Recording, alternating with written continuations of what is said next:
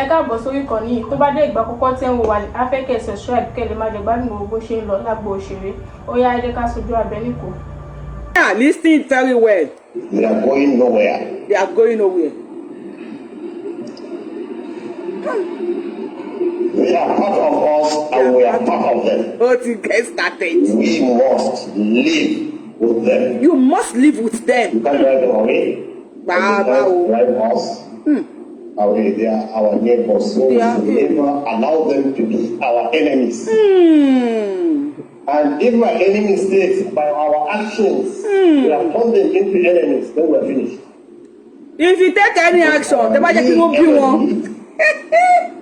Will use them against us. As your real enemy, will use your neighbor against you. And nobody knows your secret more than your neighbor. We know when you come back and when you go out.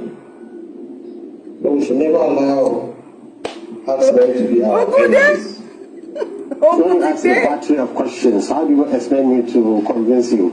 Let me step one by one. IPOB is attacking the police, is attacking the army, is attacking INEC, government institutions, killing our men in service. And the herdsmen are kidnapping children, not to kill them, to get money. So how can you compare somebody who's killing? Only àwọn herdsmen, wọ́n jí àwọn ọmọ yín gbé to get money, to survive, àti láti ra àwọn irinṣẹ́. Engineer, how far, how market? Gbogbo tó máa fi tún ìlú ṣe pé Seyi Makinde náà tí wọ́n ti pé òun ti ready àti comply pẹ̀lú wọn. So gbogbo tó máa fi tún ilẹ̀ Yorùbá ṣe nísìn, wọ́n á máa kó fún wọn. Ó dùn mí, fídíò kan wà lọ́wọ́ mi tí mo fẹ́ show fún yín. Abasi kí lorúkọ ẹ̀ Shitu àbí kí lorúkọ ẹ̀ Adédayọ̀ Shitu tó fẹ́ di gómìnà Ọ̀yọ́ state ó ti sọ̀rọ̀ síta ó ní lọ́wọ́ yìí ó ní ẹ ṣe tó dáa fún wọn. Wọ́n yẹ ti wọlé Yorùbá yìí sìn ó ní tó dáa ni ẹ ṣe fún wọn ẹ negotiate pẹ̀lú wọn. Mo kàn fẹ́ ní kí wọ́n yín létí ní mà tó ń wò mí àtìgbà tí wọ́n ti negotiate pẹ̀lú wọn nílé Haúsá kí ló ń bá dé àwọn ti sọ̀rọ̀ ó ní wọ́n kàn jí àwọn ọmọ yín gbé láti gba owó ni láti ra irinṣẹ́ mi wọ́n bóyá irinṣẹ́ tẹ́lọ̀ náà fẹ́ rà o àbí irinṣẹ́ hairdresser àbí irinṣẹ́ bíríkìlà ni wọ́n fẹ́ rà wọ́n ní wọ́n kàn nídìí owó láti ra irinṣẹ́ ogunjà àsọ fún yín gbogbo ayé tẹ́ ẹ̀ mú ọjọ́ kìíní àná ẹ ti change topic matchmaking ló kù tó ní kálukú ṣe ẹ ti dá àwọn èèyàn sí free Tinubu máa ṣe second time ìsídà kí Tinubu ṣe second time kí Nàìjíríà pín tó bá dẹ̀ wọlé second time náà àgbákò máa continue tó káwọn eléyìí ní ìdí ilẹ̀ wọ́n fẹ́ gba ilẹ̀ tóbi bá dẹ̀ wọlé the same àgbákò náà ló tẹ̀ máa worst because Tinubu ní ṣinṣin lórí Tinubu tó ní ṣinṣin lórí ló ń bá wọn fàáyì sí tí ò rí fà láti kú bá wá wọlé ẹnìkan wipe everybody away ni irú country wo rèé wàláì kò yé mi wàláì mi mọ country tó jẹ́ now ìfẹ́ máa ṣe pàápàá kákó rẹ̀ ẹ ká lọ sí ìṣàrà ká tó lọ sọ́dọ̀ bí wàhálà ìṣàrà straight ìṣàrà Ìjẹ̀bú Òde ìṣàrà. wọ́n pa security ẹ̀ka sára o. ẹ̀ka sọ̀sà. congratulations. nice one. ìgbà kan ọ̀la yìí. àti dáràn. pàṣán tó nà ìyàwó ni ó ń bọ̀ wá nà. ìyáálé. àbí pàṣán tó nà ìyáálé ìgbà wá nà ìyàwó. wọ́n náà má kọ́ ẹ rántí pé wọ́n ta àmì yóò dìdí ṣe o. má gbàgbé o. ìyẹn tẹ̀kọ́ ni ó mú mi wá síbí. ní ìjọ tó ń ṣe primary àwọn house of rep that was Saturday. àbí ṣé Saturday náà ṣe àbí Sunday. nínú ṣàrà níbẹ̀ yẹn ó ní ẹ̀kọ́ àríṣàìtì kan tó wà níbẹ̀. àwọn bandits wá sí ṣàrà ẹ̀jẹ̀ tí kẹ̀gbọ́n o bandits wá sí ṣàrà wọ́n kidnap ọmọ ènìyàn 4. bandits wọ ìṣàrà ní Ìjẹ̀bú ẹ̀dùn ṣé ìṣàrà ṣé Ìjẹ̀bú nàbí Abẹ́òkúta mo jẹ́ pé sáìdì Ògùn state yẹn ní ìṣàrà wọ́n wọ̀lú wọ́n kidnap ọmọ èèyàn 4 nílẹ̀ Yorùbá nǹkan ti ṣe wà bóyá àti ìfúnra ẹgbẹ́ àwọn actress àwọn actors sí pàtó wọ́n rí bí wọ́n ṣe dú bàbá Mr. Michael teacher yẹn bí wọ́n ṣe dú lọ́rùn gbogbo àwọn actress yẹn gbọ́n wá tọ̀ ìmí ṣe yé àwọn kú o àwọn dáràn because wọn mọ ta ni next person. Nobody knows who is next. Nigeria is on the siege, sitting on the keg of gunpowder. Bẹ́ẹ̀ni máa ń sọ wọ́n ń dúró kó explode ni tó bá fi fèrè fún wọn wọn ara ń sàkí everybody lọ́wọ́ kan. Tinubu kí ló máa ṣe? Tó ń jẹ́ election máa wáyé. Àyàfi táwọn Fúlàní máa sọ pé kò ní wáyé lókun àwọn náà ní Nàìjíríà. Ìjẹ̀bú Ìṣàrà, God bless you bàbá mi. Ìjẹ̀bú Ìṣàrà mo ṣàpè Ìjẹ̀bú àmì tí ẹ kí mo kí yẹn káwọ ẹ̀ka sàn ẹ̀ka lẹ́kùn dédé àsìkò yìí. According to the time tí ṣòyí bá bá yín èdè ní 28th of May 2026 wọ́n ní kẹ́ bá wa like ìṣòyí wọ́n ní let us share this video. Iṣẹ́ bíríkìlà náà fẹ́ lọ rà wàhálà yẹn ẹ̀dá ẹ̀yin nìkan ní iṣẹ́ bíríkìlà náà fẹ́ lọ rà. Ẹ jẹ́ bá wa wọ́n ní ká sọ fún mi kẹ́ bá wa share video yẹn sí Àmọ̀kẹ́ wọ́n ní kẹ́ bá wa like ẹ̀ kí ló dé kí la ṣe ẹnìkan ní Russia nìkan ló lè help.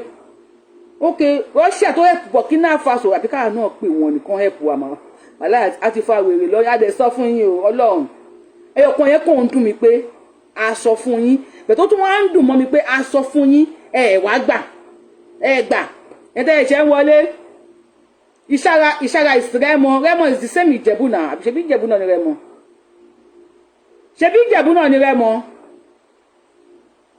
Okay, wọ́n wọlé wọ́n kidnap èèyàn mẹ́rin wọ́n tún gbóyìnbó wọ́n gbé dúdú nìkan mọ́ òkú ti wọlé. House of Rep, that was Saturday. Okay, under Rẹ́mọ. Ṣé Saturday náà ṣe àbí Sunday? Nínú Ìṣàrà níbẹ̀ yẹn ó ní ẹ̀kọ́ àríṣàìtì kan tó wà níbẹ̀. Àwọn báńdíìtì wá sí Ìṣàrà ẹ̀jẹ̀ tí kẹ̀gbọ́n o báńdíìtì wá sí Ìṣàrà wọ́n kidnap ọmọ ènìyàn mẹ́rin white Nigerians àbí Nigerians mẹ́rin náà kidnap wọ́n dẹ̀ kidnap Ṣinkó kan ó jẹ́ márùn-ún wọ́n pa security Kwari wọ́n dẹ̀ gbé ọlọ́pàá sá lọ so àwọn tó kidnap. tó ti gbọ́ wọ́n gbéyàn mẹ́rin wọ́n gbé Ṣinkó kan wọ́n pa security wọ́n tún gbọ́ ọlọ́pàá lọ ọlọ́pàá tó ń ṣọ́ àwọn orí ìwàlá orí ibú lélẹ̀ ọlọ́pàá tó ń ṣọ́ àwọn tó ń ṣiṣẹ́ ní Kwari wọ́n tún kidnap ọlọ́pàá wọ́n tún kidnap ọlọ́pàá Ṣinkó wọ́n gbé lọ.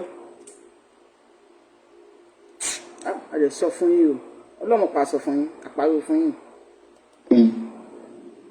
White Nigerians àbí Nigerians mẹ́rin náà kidnap wọ́n dẹ̀ kidnap Ṣinkó kan ó jẹ́ márùn-ún wọ́n pa security Kwari wọ́n dẹ̀ gbé ọlọ́pàá sá lọ so àwọn tó kidnap ọlọ́pàá sá lọ yẹn ló ń fọ́nì sí mi.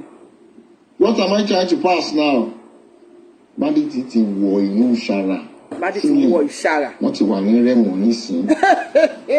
Gbogbo èèyàn bá ládé kábíyèsí àkárí pé òfin mọ́nà. Ẹjọ́ o. Bandits ti wọlé o. Torí majority àwọn politician yẹn ọ̀rọ̀ election wọn gbé sórí. Wọn wo security life and property tó jẹ́ priority. Wọ́n gbọ́ anything. Wọ́n gbọ́ kankan.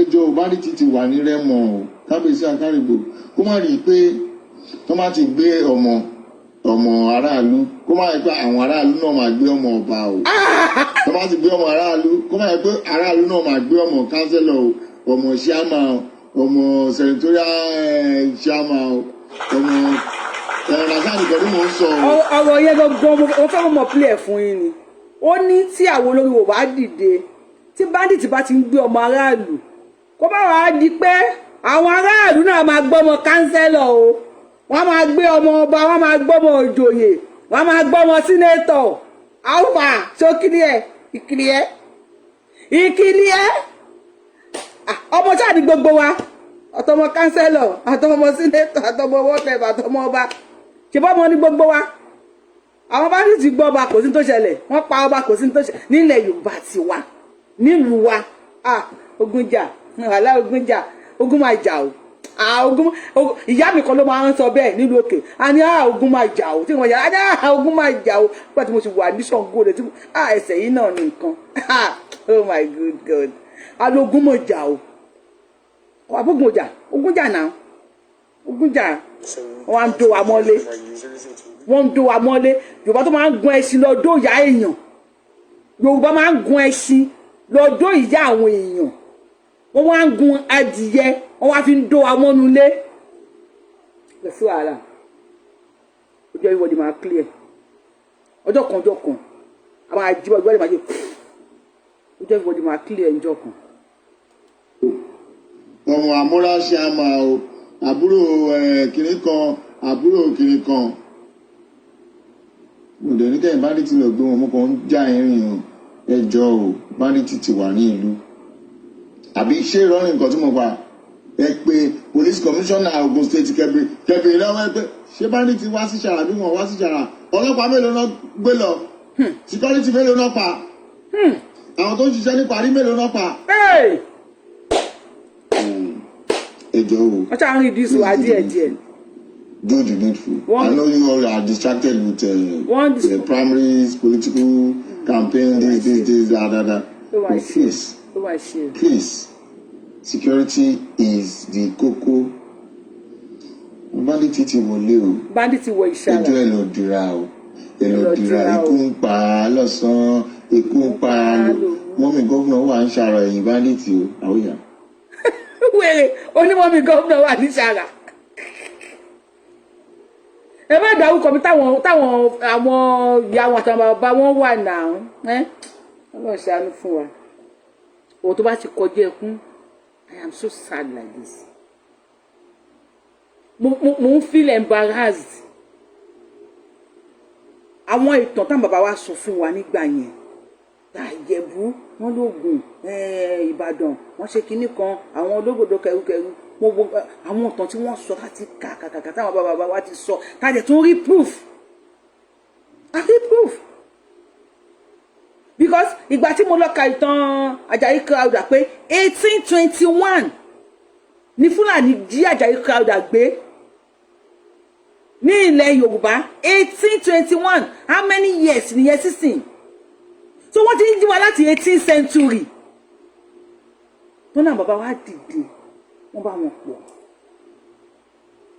bá wọn pò wọ́n sọ oríṣiríṣi fún wọn ẹ̀kíní wọ́n wá wọn ò jẹ lọ ẹ̀kejì wọ́n wá wọn ò jẹ lọ ẹ̀kẹta wọ́n wá wọn ò jẹ lọ ẹ̀kẹrin ẹ̀karùn ẹlẹ́ẹ̀kẹfà tó wọ́n á dé yìí ẹ wo 1821 tó ti gbé Àjàyí Fúlàní invaders tó ti gbé Àjàyí Crowther àti àwọn fámìlì ẹ̀ tó jí wọn gbé 18 over 200 years and ó sì tún continue the same ẹlẹ́ẹ̀kẹfà tó wọ́n á dé yìí lẹ́yìn kó tó di pé wọ́n Fúlàní is kind of person yẹ wípé tó bá ṣe Fúlàní ẹyọ kan tí ò bá rí ẹ ṣe ìkà fún tó bá ti ń dàgbà á sọ fún ọmọ ẹ pé lágbájá ṣẹ̀ mí o kó o gbẹ̀san o tí yẹn náà bá tún wá ń dàgbà tí ò tí rẹ̀san yẹn gbà òun náà tó wọ́n sọ fún ọmọ ẹ pé lágbájá ṣe bàbá mi o ẹ rántí nǹkan tí Usman Fodio sọ fún wọn I have played it on Yorubawuyi platform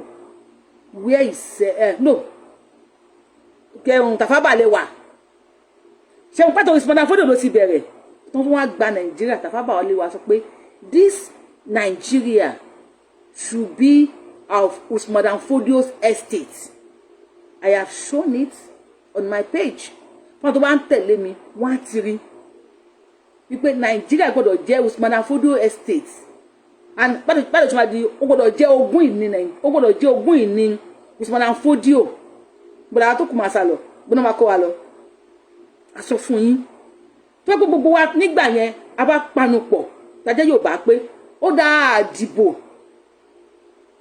àdìbò sẹ́ẹ̀ Yorùbá ní tọ́tà ń pariwo la fẹ́ a lè má rí ìgbà nígbà yẹn náà o bẹ́ẹ̀ Tinubu àti àwọn àgbààgbà ilẹ̀ Yorùbá wọ́n á mọ stress tí wọ́n go through kó tó di wípé àwọn èèyàn padà lọ dìbò fún wọn bẹ́ẹ̀ bá yẹ pé àwọn arí ohun tó ń bọ̀ ohun tó ń bọ̀ tá àwọn ṣe wòlíì à ń ṣe àfà à ń ṣe pásítọ̀ à ń ṣe aláwo à ń ṣe babaláwo à ń ṣe ìyá aláwo ṣùgbọ́n wà kàn rí nǹkan tẹ̀yìn òru wọ́n nǹkan báyìí ń bọ̀ o the politicians they find it very easy èyí ẹranko kan ẹ̀dà sórí íńtánẹ́ẹ̀tì ọ̀bẹ̀dà come back home gbọ́n tó máa kọ́ come back home ní tẹ́lẹ̀tẹ́lẹ̀ wàhálà ìwọ̀n òróró ra data ibi ti fọ́ ojú wọn. Gbogbo àwọn tó máa kọ́ come back home, you sef come and lead us, you sef come, why you go stay there, come back na, akálòlò. Ibi ti fọ́ ojú yín wọn bí yín kú ẹ̀ lè rówó ra data kẹwọ́ show 2 hours. Ẹ ti ń ṣiṣẹ́ nílé epo náà bẹ́ẹ̀ fẹ́ lọ jalè rí. Yes. Àbí Amadu Bello, God bless you. Àwọn tó ti wálé ẹ ṣe gan. Amadu Bello, àwọn tó ti wọ lórí page mi nìyẹn. Amadu Bello, only Nigeria should be Usman Fodio Estate. Èmi kọ́ ni mo sọ. Ẹ̀bẹ̀ mi ni mo sọ. Èmi kọ́ náà. Èmi kọ́.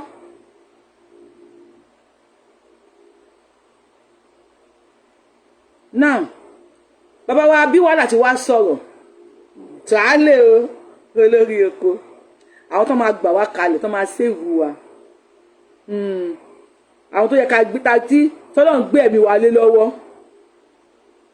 Àwọn ni adviser on policy communications to the president Bola Ahmed Tinubu. Adviser on kẹ̀ǹjẹ́ ọkọ̀ ṣojú wọn káwọn èèyàn lè bá a mọ̀. Tàálẹ̀ sà, olórí oko bámbà. This is the evil that is.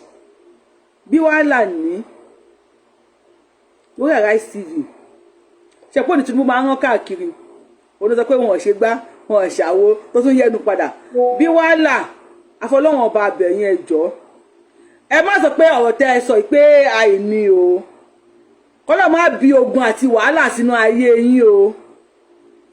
Ẹ má sọ wípé ọ̀rọ̀ tẹ́ ẹ sọ ní èní yìí ẹ bá mi kọ déètì èní sórí clear comment section èní ní 20th of May 2026.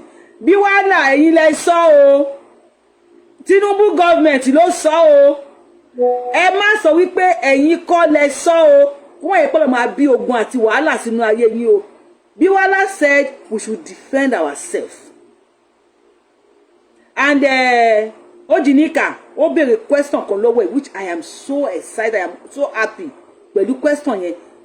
Bí Wahala dé fèsì ẹ bá wa kọ date ẹ má sọ pé àìní o àbí wọ́n dọkumẹ́ǹtì ẹ̀ ní o àbí kinní kan àfẹ́ gbọ́ yẹn o fún ìpẹ́ máa fi ẹ má yẹ kí n ti ṣe pé ẹ sọ̀rọ̀ Bí Wahala. This is the evil that is attacking us as a people. And this government regrets this incident, but this government is committed to fighting it. Our approach to dealing with this is to work with the Nigerian people in partnership.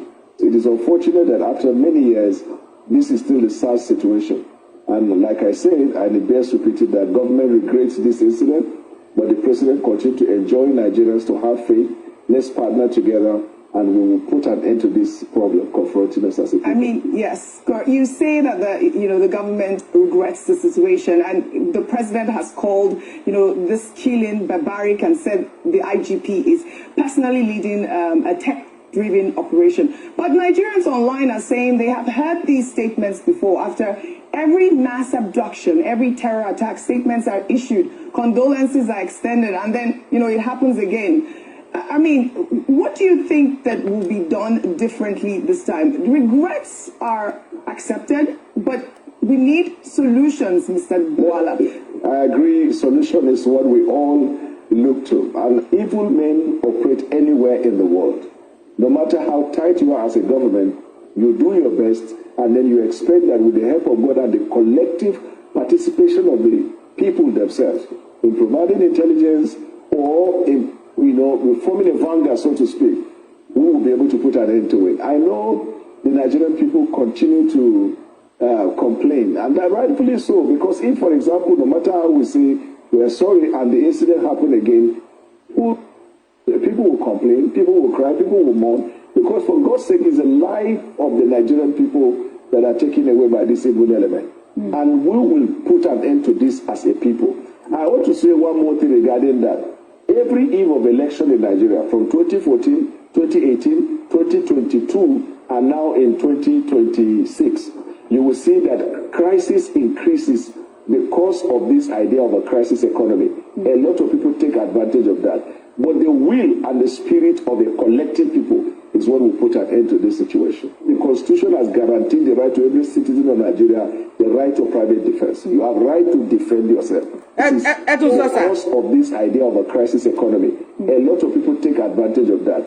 But the will and the spirit of a collective people is what will put an end to this situation. The Constitution has guaranteed the right to every citizen of Nigeria the right to private defense. The eve of election in Nigeria from 2014, 2018, 2022, and now in 2026, you will see that crisis increases because of this idea of a crisis economy. A lot of people take advantage of that.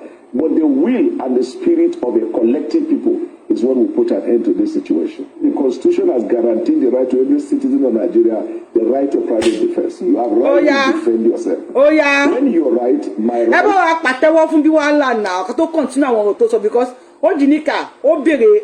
question Ọlọ́run àwọn la pé ọ̀dọ́ kọ́kọ́ jáde lẹ́nu mi pé wo obìnrin yìí ó máa dá fún ẹ ṣáá ni Ọlọ́run àyẹ̀kọ́ bá mi dá fún woman yẹn ó béèrè question kan lọ́wọ́ ẹ̀ question yẹn ogun jẹ́kẹ̀ yẹn bá mi mú dání ẹ tẹ́wà lórí TikTok ẹ má bínú mi nílé gbẹ́ anybody wọlé mo ti rí request yín bet láì power tap wọ 20,000 ẹ gbàgbé ń pa ẹ̀ mi ò lè gbé yín wọlé ẹ má bínú torí Ọlọ́run èèyàn bíi one kìíní kan ló ń wò mí ẹ gbàgbé ń pa ẹ̀ mi tẹ́fẹ́ máa ka èèyàn tó ń wò mí I don't care about that again ẹ bá power tap tí má gbé yín wọlé báyìí tẹ́ bá ti wọlé máa YouTube Facebook máa ní Facebook TikTok máa drop yín padà so kí ni essence pé mo gbé yín wọlé so ẹ jẹ́ ká gbàgbé nípa ẹ̀ tẹ́ bá lè power tap agbára gbéra wa wọlé now bí Wahala ló ń sọ̀rọ̀ yìí ó ní every Nigerian citizen constitution support pé ká defend ara wa kai I love that àtẹ́wọ́ kó mi jẹ́ pàtẹ́wọ́ fún ẹ táwọn ìbá pàtẹ́wọ́ fún ẹ àtẹ́wọ́ kó mi àrò kó mi àrò YouTube ẹ bá mi like show ẹ bá mi share ẹ má wò wá mi ẹ̀yin bí 250 ń wò wá 66 lẹ́ni tó like show tẹ́ bá like show mi ẹ má wulẹ̀ wò don't watch my show if you don't like it why are you watching if you cannot like my show pẹ̀lú gbogbo steps ma go through báyìí tó yẹ kí n máa sùn kí n máa fa arun ni àkùnmá tó wá ṣe show fún yín if you can't like my show don't even watch it at all Yorùbáwùyí lórúkọ mi gbádùn nǹkan tó tí bí Wahala sọ pé every citizens only constitution support pé kẹ́ defend ara yín and how do we defend ourselves bí constitution Nigeria ṣe against pé Nigerians ò lè gbé ìbọn dání ṣùgbọ́n that same constitution ó allow àwọn Fúlàní láti máa gbé AK in the name of pé wọ́n fi ń da ẹran ṣe mọ̀ pé AK tí wọ́n ní àwọn fi ń da ẹran ní pé àwọn lè pàdé àwọn wild animals àwọn ẹranko tó bá burú nínú igbó so AK la máa yìn fún wọn so other tribes tó kù ní Nàìjíríà wọn ò lè lo day gun the constitution is against it and how do we defend ourselves Wahala ẹ ṣeun defend yourself ọmọ ẹ̀kan pa ẹbọ okú gbé o àwọn wèrè wọn ò gbọ́ nǹkan kan wọn ò gbọ́ anything tí àwọn ẹlẹ́wọ̀n ti gé tí wọn Àṣàkẹ́ ni wọ́n sọ̀rọ̀ jàre bí Wahala. 2022 and now in 2026 you will see that crisis increases because of this idea of a crisis economy. A lot of people take advantage of that.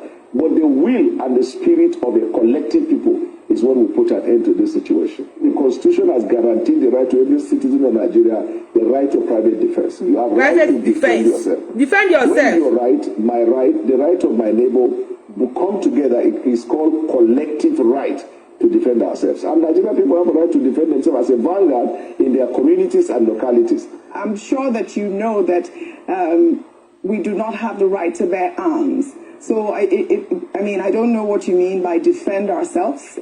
How will that happen? What do you say to the Nigerian people? How do they defend themselves from terrorists? Right. There are many layers for self-defense. Number one, if I am in my house and you come into my house and try to harm me, any lethal weapon I use and kill you by defending myself is guaranteed by the Constitution. That's right. There are many layers for self-defense. Number one, if I am in my house and you come into my house and try to harm me, any lethal weapon I use and kill you by defending myself is guaranteed by the Constitution. That's number one. Nigerian people, how do they defend themselves from terrorists? Right. There are many layers for self-defense. Number one, if I am in my house and you come into my house and try to harm me, any lethal weapon I use and kill you by defending myself is guaranteed by the Constitution. That's number one. That's number. Ẹ ṣá ti gbọ́. Anything anybody bá wọlé torí ẹ̀ mo ṣe gbé orúkọ Arise TV ló ṣe o. Ṣé àìní ẹ̀yin tẹ́ wo show yìí ṣé àìní àbí bí Wahala ló ń sọ̀rọ̀ bí Wahala na you dey talk wo ẹ má jẹ́ kó dọ̀la kẹ́ sọ pé àìní o ẹ má jẹ́ kó dọ̀la kẹ́ pé ní àìyí afọlọ́run bàbá ẹ ò kí ń ṣe àìyí o. You say we have right to defend ourselves, as in you even use yourself as example number one pé anybody tó bá wá sínú ilé tó fẹ́ wá ṣèyàn léṣe téèyàn bá lo anything láti pa. He said tó bá use anything láti pa onítọ̀hún only it is right under Nigerian Constitution. Defend yourself. Everybody defend ara yín. Defend yourself o. Defend yourself. Wọ́n ní ṣígun fún Sunday Igboho. Ibà Gani Adams. I don't know where Gani Adams is. I don't know. And Nigerian soldier only they collude. They collude with the terrorists. If you don't stand up, T.Y. Danjuma ló sọ, only you will all die one by one. Wọ́n ti ní defend ara wa. Wọ́n ti ní ká defend ara wa. Defend yourself. So, question number two. Number two, as a people, you know, we have vigilante. In Borno State, we have paramilitary organizations that work as vanguard, and some of them go as front lines to provide intelligence to law enforcement. Yes, you are right. The Nigerian people do not have the right to bear certain arms unless those arms are permitted. But a collective people can come together and apply to the government for the right to coordinate themselves, a self-regulated militia. So I think that the Nigerian people in villages, in towns, in places where the presence of government is not very much in terms of law enforcement and security people, you can come together and create a vanguard and then apply to government to give you license, because government can give you license. So you apply to government to give you the license to bear arms that are permitted by law. Wọ́n ní ẹ lọ bá ìjọba Tinubu kí wọ́n fún yín ní license. You can apply for to protect and defend yourself. Dẹ̀ pàtẹ́wọ́ fún mi láti lọ bá yín gbérú èké yìí kí ló ṣe èké is my hobby láti lọ bá yín ṣerú èké yìí wá. Information is the key that goes a long way, that opens many doors. Wọ́n ní ẹ̀dẹ̀ apply vigilante ní kóra yín pọ̀ ládùúgbò bóyá yín landlord association bóyá máa dáwó pọ̀ ní ẹgbàá.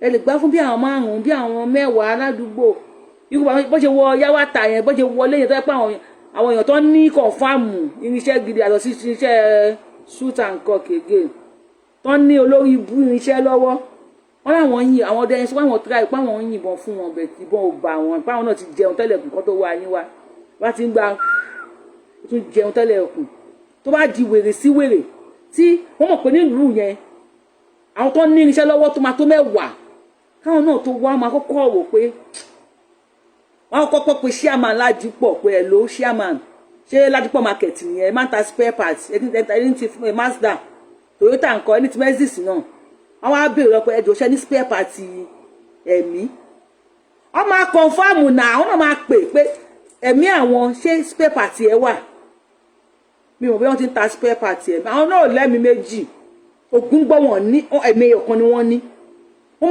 máa confirm káàkiri kódà wọ́n á pa àwọn brothers wọn tó wà ń lo òyìnbó pé ẹjọ́ ṣé Tòkunbọ̀ ẹ̀mí wà tó táwọn ń lọ ìwọ́n láwọn yẹn náà ní iṣẹ́ burúkú lọ́wọ́ tó máa wá gbé wọ́n á béèrè 30 million ṣé lè 30 million apply fún iṣẹ́ ni gbogbo ẹ̀yin landlord ẹ̀yin olówó àdúgbò ẹ̀rọ iṣẹ́ o wọ́n ti náà defend ara wa ẹ̀rí ẹ̀gbọ́n pẹ̀lú sọ́dọ̀ gọ́ọ̀mẹ̀ntì pàtó àfẹ́ ra iṣẹ́ báyìí o kìíní ẹ̀rọ iṣẹ́ kó ń jẹ sínú ẹ̀ wọ́n máa pa yín èyí náà máa pa wọ́n èyí 46 yẹn wọn ò ní kó wọn lọ tán kódà gbogbo 46 yẹn gan irú bàbá tó yín wọ́n gé lọ́rùn yẹn wọ́n lè máa gé wọn lọ tó pé ìbọn ló máa bà wọ́n lè máa jẹlẹ̀ ó ti tán náà ni èlòmínà máa tún kú o ṣùgbọ́n àwọn náà wọn ò ní lọ pé